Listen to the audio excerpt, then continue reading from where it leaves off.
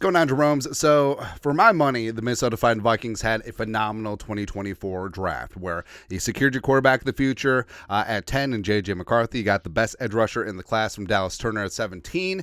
And yeah, you had a couple minor trade-ups. Yeah, you gave up some 2025 draft capital, but you didn't give up your future first-round pick. You didn't give up any 2026 picks either, as well as I loved how they checked some of the boxes day 3, getting a big-time upside corner out on the outside with Kyrie Jackson. Walter Rouse could become the swing tackle. Will Rackerd could finally solve the Vikings' kicking woes.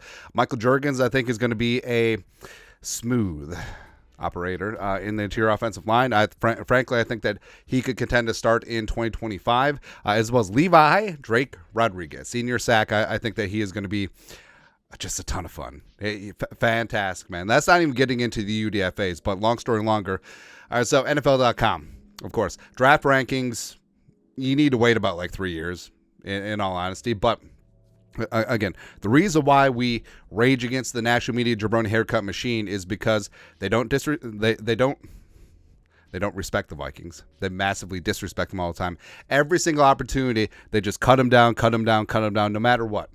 And just by evidence by the ranking here, Gennaro Felice as well as Nick Shucken, not Sturd, ranked the Vikings draft class the 5th worst, in the league at 28 overall. Now, we've already gone through how the Vikings had the worst in the NFC North, hence the C+ grade, and also we've read this right up before. We'll get into some of the bullet points, but just so recapping the Kwesi era. So 2022, the Vikings were 23. Of course, still bottom third of the league or whatever, but I don't know. Like, obviously that one did not turn out very well. And then 2023, this one's hilarious. The Vikings were the worst, dead last in the rankings last year. And the main questions were, well, first off, so they were praising the Jay Ward pick. They were praising the Jaquelin Roy pick. They were questioning the Jordan Addison pick, which I don't know. Blackman they were fine with. And basically, it came down to They were pissed off that the Vikings passed on Will Levis at 23, which I don't know, man. It's whatever. So, again, these rankings don't mean poop because this one was dead last, and Jordan Addison is a stud. Mekhi Blackman's getting there, and also hopefully Jaquelin will get a little run and a little something going. And, I mean, 2022 was just not good. Just happens, man. But again, going over the comments, basically they're talking about, oh, well, JJ McCarthy, we don't know if he's going to be good. How do you know if any one of these jabroni MFers are going to be good? So that's why the Vikings and their value is depressed. Blah, blah, blah.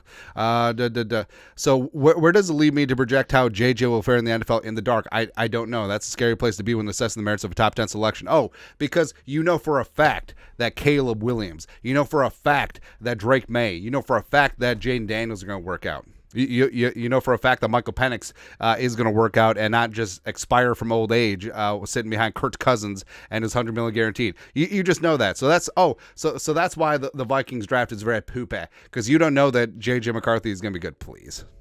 That's ridiculous. That is throwing a dart and then drawing a bullseye around it and saying that you hit the target. Please.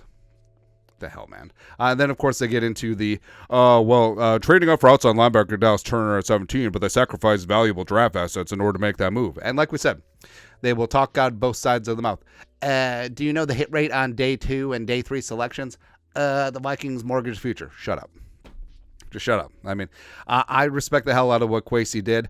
He went up and got his guys. And yeah, I mean, trading up and getting McCarthy from 11 to 10 cost some picks with the Jets, as well as trading up from 23 to 17 with the Jaguars cost some picks, as well as cost a couple of picks, two twos to get to 23 in the first place with the Texans. Fully understand that. But at the end of the day, you have two blue chip 21-year-old prospects at the two most important positions in football. That's all that matters, man. So, again, it's ridiculous there. But, who had it worse? So, the Bills, trading out of the first round, still getting Keon Coleman. Keon Coleman's hilarious, though.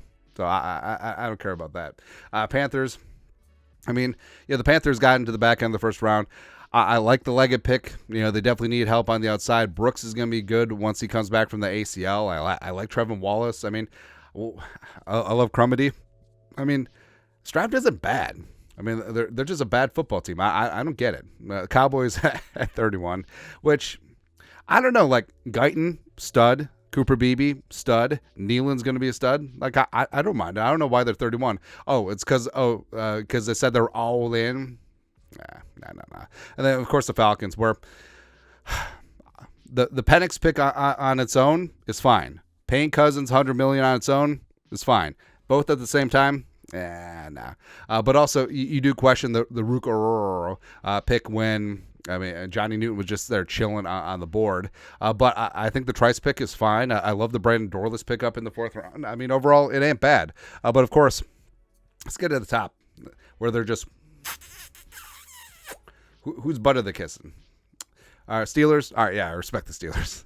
Fatanu, Frazier are going to remake this offensive line. Roman Wilson and Peyton Wilson are just dogs. You know, Mason McCormick in the 4th round too. I love Ryan turned down for Watts, a long, lengthy corner project in the 6th round. This is a damn good pick by the Steelers. Damn good draft by the Steelers. Oh, the Bears. The Bears. Hey, but we're in the dark if Caleb Williams is going to work out. Please. Again, every single other quarterback is going to work out except for there's questions about J.D. McCarthy. Shut up. Shut the hell up.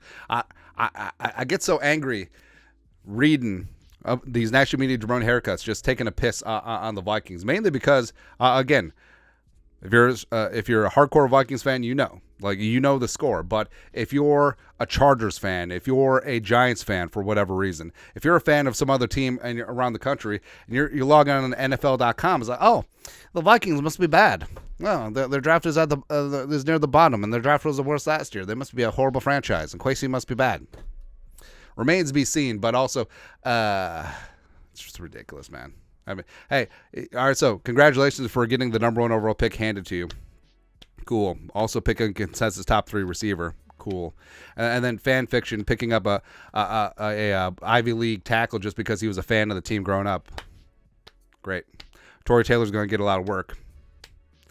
Austin Booker is seen as a big-time value. Why do you fall to the 5th round then? But, yeah, good job, Pulse. 3 Eagles. What? Nick Wright. Nick Wright cooked the media, rightfully so, because he basically just said, like, Howie Roseman basically just follows the media big board, and that's why Howie gets all his flowers every single draft, even though a lot of his draft picks haven't worked out. But overall, like, Quinion DeJong, like, I don't mind this draft. I think Trotter Jr. in the 5th round is great for fan service and stuff. Yeah. Chargers at 4. Alt is going to be a stud. The Pride Totino Grace, yes. McConkey, they finally got a wide receiver 1. Colson is a monster at linebacker, who I love. Of course, he wanted to pick as many Michigan guys as possible, but, you know. Big A is going to be fine. Still, Hart. I mean, Kamani Vidal, I think eventually is going to be RB1 with the Chargers. So, yeah, it's fine. They're top 5.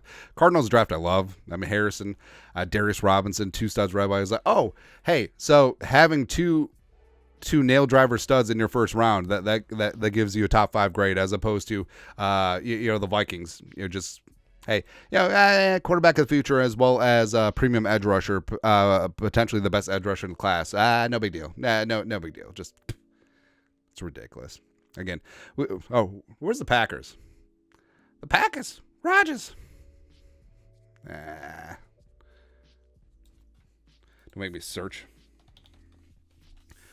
Also, I mean, these stupid rankings, like they have, these are like recipes that you try to find online because they write their life story before they get into, well, you need a cup of flour. I mean, just give us the rankings, man.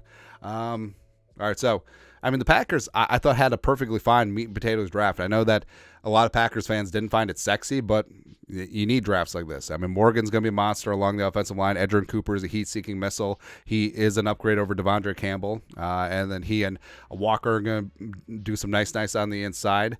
Bullard, they definitely need some help on the back end. Marshawn Lloyd is, going to be 50 cents on the dollar of Aaron Jones, sure. So overall, I mean, it's fine. It's a fine draft, but I'm very intrigued that they decided to poo-poo on the Packers a little bit. Where are the Lions? Because I feel like, I mean, Lions at 16. Interesting. Because I feel like the Lions and Brad Holmes, like, rightfully so. Like, he definitely earned himself a lot of leeway with last year's draft. Hitting on 4 absolute studs in their first 4 picks. And when a lot of people question the positional value, but it is what it is. But Arnold, stud. Rakestraw, stud. And you're going to need a lot of good cornerbacks when you're playing Jefferson Addison twice a year. So, hey, if you're scared, get a dog.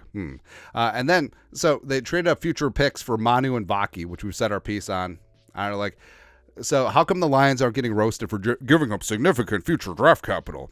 And again, hey, the Vikings did it for future first-round picks, they gave up future picks for first-rounders. The Lions gave up future mid-round picks for fourth-rounders. But, yeah, give them all the applause. It's ridiculous. So stupid, man. Yeah, but it's another one of those things that, I mean, what do you expect outside of disrespect? And I can't wait to prove the haters and the losers wrong. They just made the list yet again. I mean, it's just like last year. Hey, Addison turned out. Mekhi Blackman's going to be a stud on the outside. Hopefully some of these other guys will pan out too. And, same thing with this class. Hey, McCarthy, if he's a future franchise quarterback and Dallas Turner is an absolute monster on the edge, F him. F the haters. All the haters and the losers suck it. So, anyways, your thoughts are thoughts. Vikings ranked the worst draft according to NFL.com, which, I mean, the Vikings own 132nd of NFL.com and NFL Network. You'd think that they would get some, like, 132nd of decent coverage, but they won't. No wonder they're making so many layoffs on NFL Network. Anyways, you guys are the best you know what to do. Skull, production value.